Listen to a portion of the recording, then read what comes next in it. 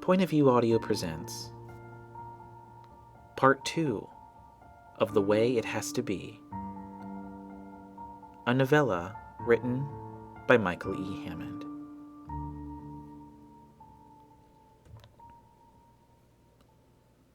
It was probably about a week later when I found myself looking at Blair Everett's house for the first time.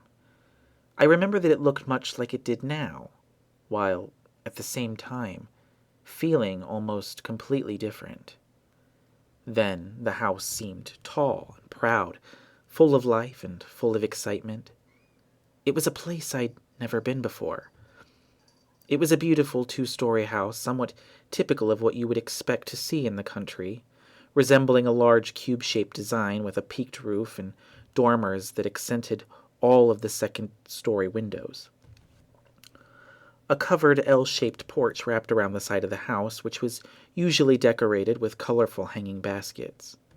Well-kept flower beds lined the entire foundation, as gardening had always been one of Mrs. Everett's favorite hobbies.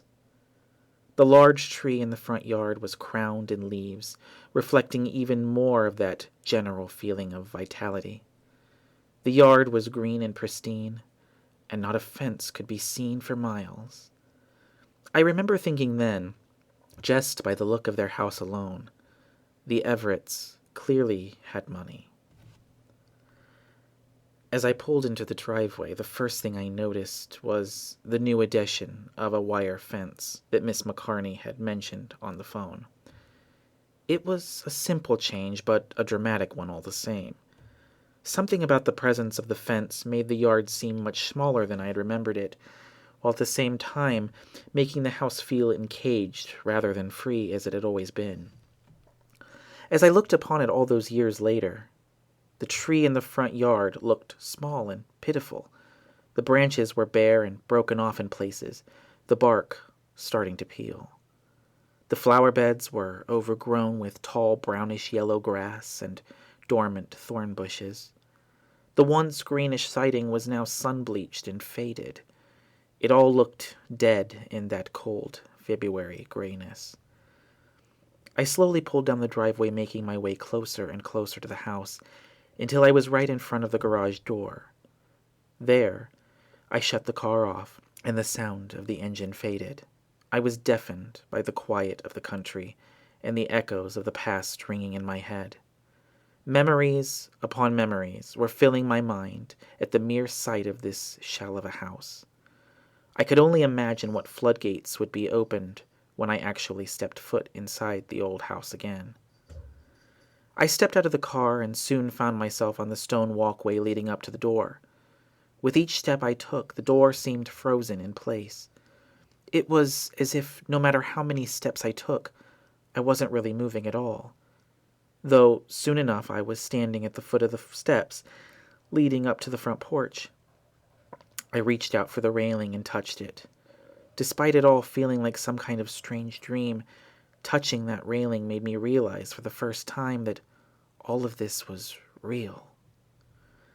I climbed the 3 stairs onto the porch and noticed for the first time the old hanging baskets, home to nothing now but a bouquet of dead twigs. On a small round metal table near the door, I saw the cardboard box that seemed out of place and immediately remembered Miss McCartney stating that the keys and paperwork to take possession would be in a box on the porch. I approached it and tore open the flaps.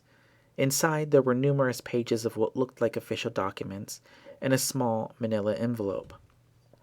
I disregarded the pages immediately and went for the envelope. As expected, inside I found a ring of numerous dingy metal keys. I held them in my hand for a moment, taking in the strange and sordid fact that this house was now officially mine. It was as if the keys had a mind of their own, for without even realizing it, I had already jammed the master key into the lock. It twisted, and I heard a weighty click, as I was overcome by the strange realization that, by unlocking this house, I had also unlocked a heavily guarded part of my past. I turned the knob and the door creaked open. Before I knew it, I was standing in the foyer. It felt empty. It felt lifeless. And to my surprise, it didn't look at all that different. Nothing had moved. Nothing had changed.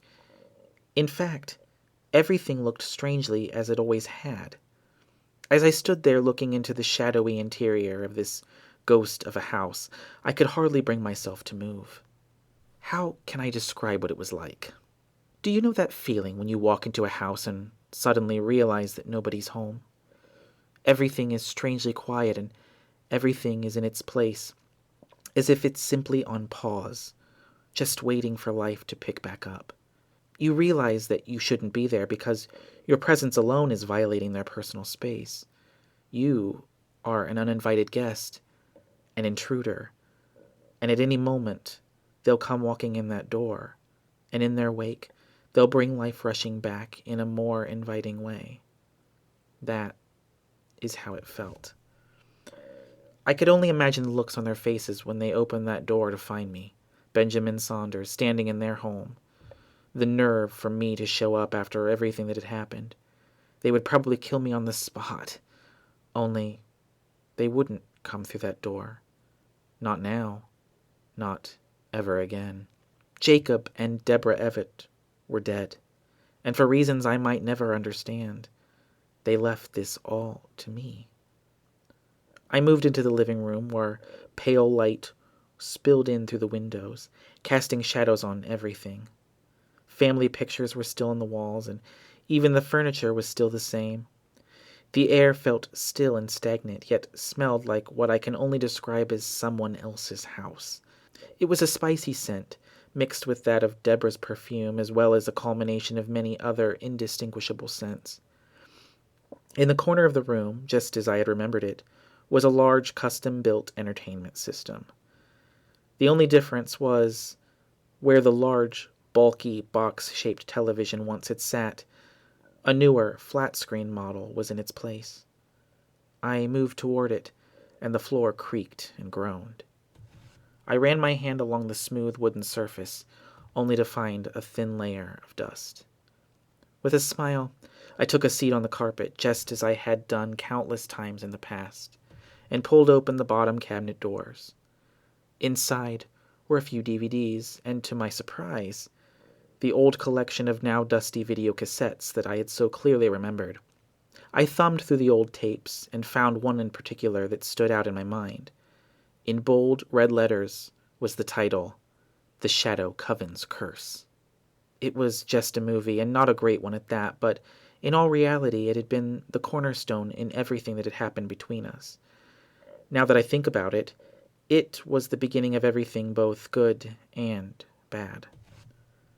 About a week had passed since I first met Blair at that unbearable party. It was a Friday night, and I had just got home from school and literally had nothing to do. That is when I remembered the phone number Blair had given me. I pulled the partially torn napkin from my coat pocket and just stared at it, debating whether or not I should even give him a call. I had dialed the number on my cordless phone, nervousness getting the best of me. My finger hovered over the send button for what felt like an eternity, as 1,000,001 thoughts had flooded my head. I had almost talked myself out of going through with it when I finally let my finger complete the call. The phone rang a few times, giving me these last couple of chances to chicken out and hang up, and I was just about to do so when I heard someone pick up on the other end. "Hello?" A woman's voice answered cheerfully. "Hi," I heard myself say. "I was just wondering if Blair was home?" There was a pause that felt unnaturally long, and I wondered if I had dialed incorrectly, or if maybe Blair had given me the wrong number. "He is," the voice said. "May I ask who's calling?" "Benjamin Saunders," I said. "Benjamin." Her voice seemed to trail. It was clear that she didn't know who I was. "Hold on, Benjamin, I'll get him." I could hear an exchanging of indiscernible, muffled words before Blair finally picked up the phone.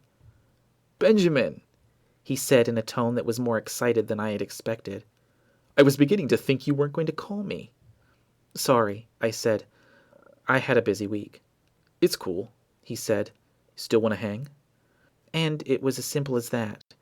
Arrangements were made, and a few short hours later I was being dropped off at the Everett house. I remember that we had a wonderful dinner, followed then by a quick tour of the house. One thing led to another, and we ended up in the living room watching a movie they had just picked up from the discount bin at the local video store. That movie was called The Shadow Coven's Curse. I cannot remember the exact plot now, but it involved witches, black magic, and obviously a curse that led to most of the main characters' deaths. You know, typical 90s horror movie stuff. Once the movie was over, Mrs. Everett sent us upstairs for bed. Blair went to his room and I went to the guest room directly across the hall. The room was dark, and without thought I let the door swing closed behind me before realizing that my duffel bag was still in Blair's room.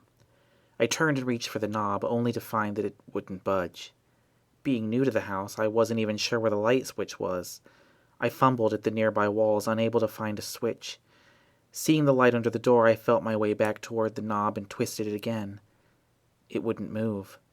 I remember a wave of panic coming over me as my mind turned to a similar scene in the movie we had just watched. I rattled at the doorknob, unable to get out. Suddenly, there was a click, and the door came swinging open. Blair was standing at the threshold, unable to hold back his laughter. "I should have warned you," he chuckled. "You want to leave this door open. For some reason, it's always locked and it can only be opened from the outside." I didn't particularly care much for that door, and I remember that instead of sleeping in the guest room, I decided to sleep on the floor beside Blair's bed. We laid there in the darkness of his room as the moonlight spilled through the windows, Blair in his bed and myself on the floor beside him. I remember talking in hushed voices so that his parents didn't know we were still awake. I remember rambling on about the most random things and trying so hard not to laugh out loud. I remember getting back on the subject of that movie, Shadow Coven's Curse. "What do you think about magic?" he asked in all seriousness. I wasn't really sure how to answer. "What do you mean?" I asked. "Like witchcraft," he said. "Do you believe in such things?" To be honest, I had always been kind of interested in witchcraft and the occult. It was one of those things I found fascinating but never really spoke of to anyone else, for fear of being judged or ridiculed for the sake of everyone else's ignorance. "I guess anything is possible," I said. "I've read a few books on the subject." There was a pause as I looked up at the shadows on the ceiling cast by the moonlight. "I've always been kind of interested in magic," he said at last. "Green magic, not black, of course. It's the safe kind." "And ye harm none, do as ye will," I quoted. It was something I remember reading in one of the few books my town's library had in its very limited occult section. Something about the darkness of the room made what could have possibly been an awkward subject feel strangely safe. "Exactly," he said. There was another long pause, and I heard him turn over, and though I could not see him, I got the distinct impression that he was looking at me. "You know what I believe?" he asked. "What's that?" "I believe in the guiding hand of fate," he said. "I believe that magic is real, and though some of us may be able to tap into it and use it for good or evil, everything happens for a reason, and that reason is to keep the balance between chaos and fate." There was a long pause. For example, I think we were both at that party because we were meant to come together. I don't know. I just get a strong feeling when I'm with you that it's the way it has to be." "It makes a lot of sense," I said. And I'd be lying if I said that our meeting didn't feel like a strange twist of fate. "Mark my words, Benjamin," he said in a serious tone. "Even you getting locked in that guest room holds an air of fate around it." He then broke into a hushed laughter, clearly still amused by the look of horror that had been on my face when he opened the door. I merely shook my head as the room grew quiet, and not long after that, we were both silently asleep. Despite everything that had happened to us, I've always remembered his premonition of fate when it came to the lock on the guest room door. Even though I'm certain he said it as a joke, something about it always stuck with me. After all, It was one of the few things that never really played out, unless, of course, you count the fact that it was because of that lock that I started staying in his room in the first place. The darkness of that night fell away, and a monochrome light filled the room once again. I was no longer examining the dusty cassettes in the old Everett living room. Somehow, as if on autopilot, I made my way to the second floor and was standing face to face with Blair Everett's bedroom door. So many years had passed and so much of this house felt exactly the same that I wondered if Blair's room would follow suit. My hand was shaking as I reached for the knob. There was a part of me that didn't want to open this door for fear of what I might see, while another part of me needed to see it one more time. I took a deep breath, closed my eyes, and forced myself to turn the knob. I pushed my way blindly through the door. When I opened my eyes, I felt a hollow emptiness that I was not at all expecting. It hit me like a punch to the gut, and it felt like the desecration of something sacred. I was staring into the shadow of an empty room. The walls were bare. The carpet had been ripped up, leaving nothing but exposed floorboards. Everything that had once given it life had been stripped away, as if it had never existed at all. As if he had never existed at all. Suddenly, my attention was no longer on the room itself, but beyond and out the window parallel to me. I was gazing out across the back of the property to a hill in the distance, and that which was far out beyond it.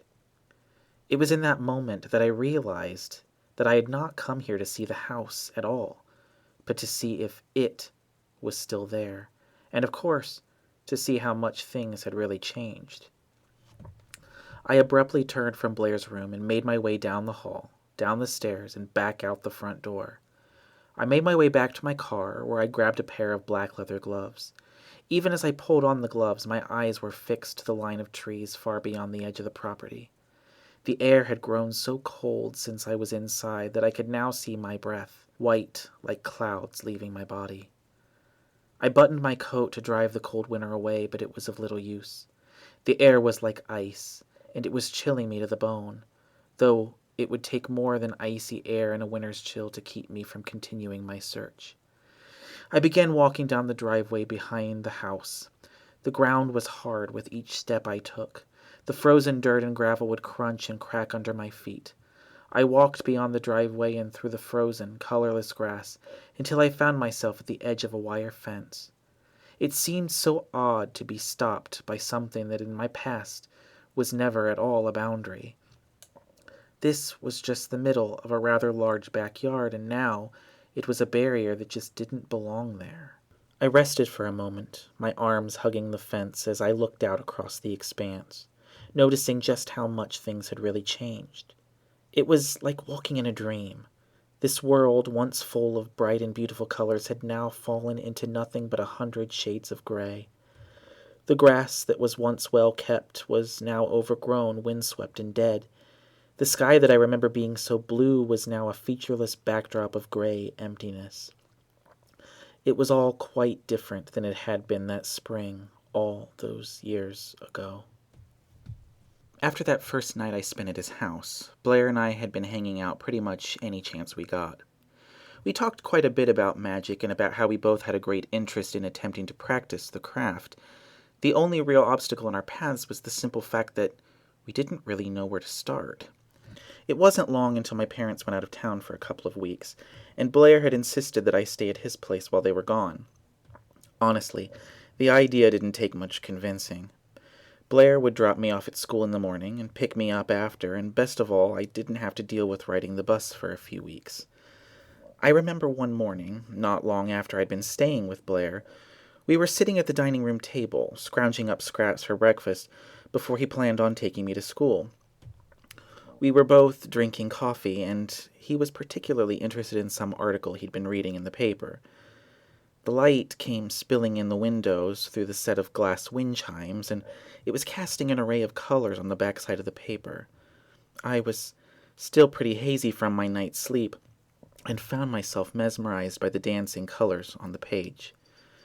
The coffee had started to kick in, and I noticed that just above where the light was shining was an ad for something called the Nightingale. "What are you so interested in?" Blair asked, cocking his brow.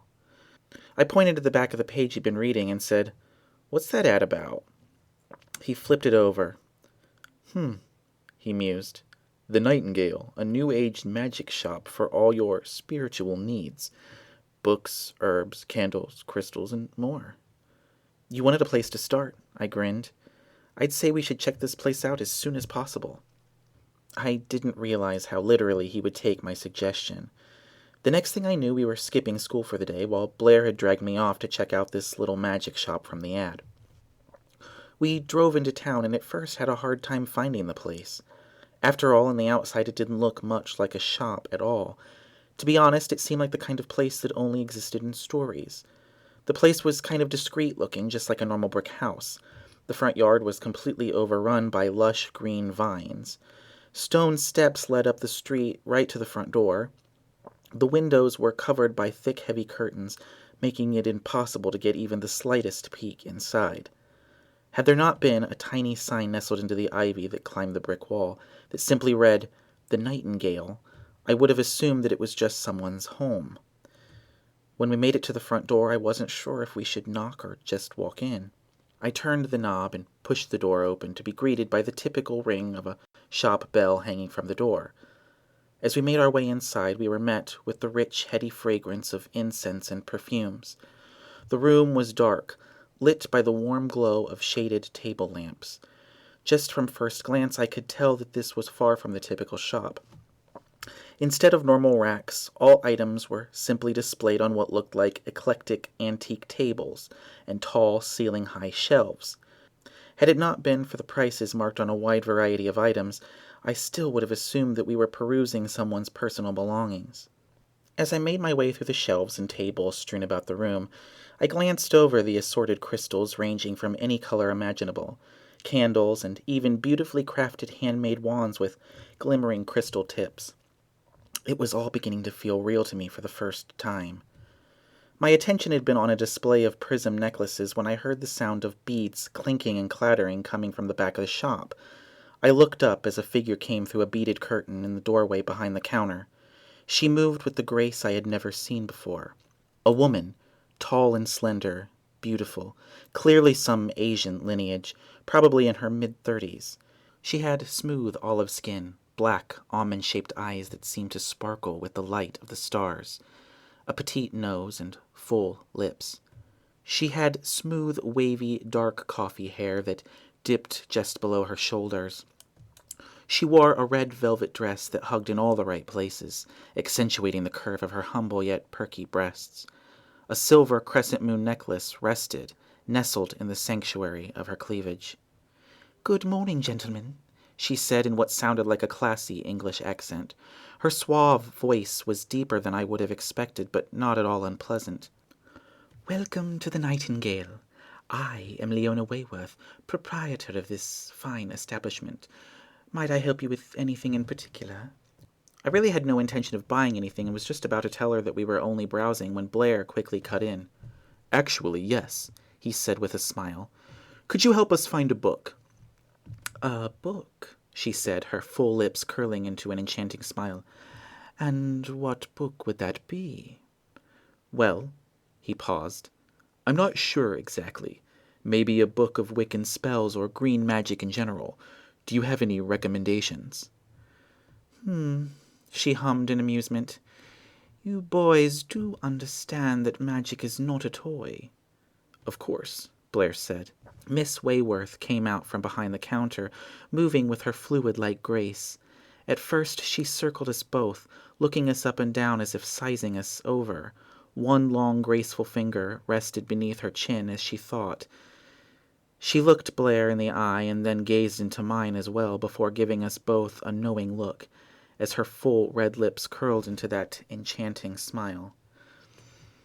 "I have a few recommendations," she said, her dark twinkling eyes smiling. "It's always a pleasure to help guide two handsome young witches such as yourselves." We ended up leaving the Nightingale with 2 books, a purple amethyst crystal, 5 candles, and a plethora of various incense, not to mention a much lighter wallet.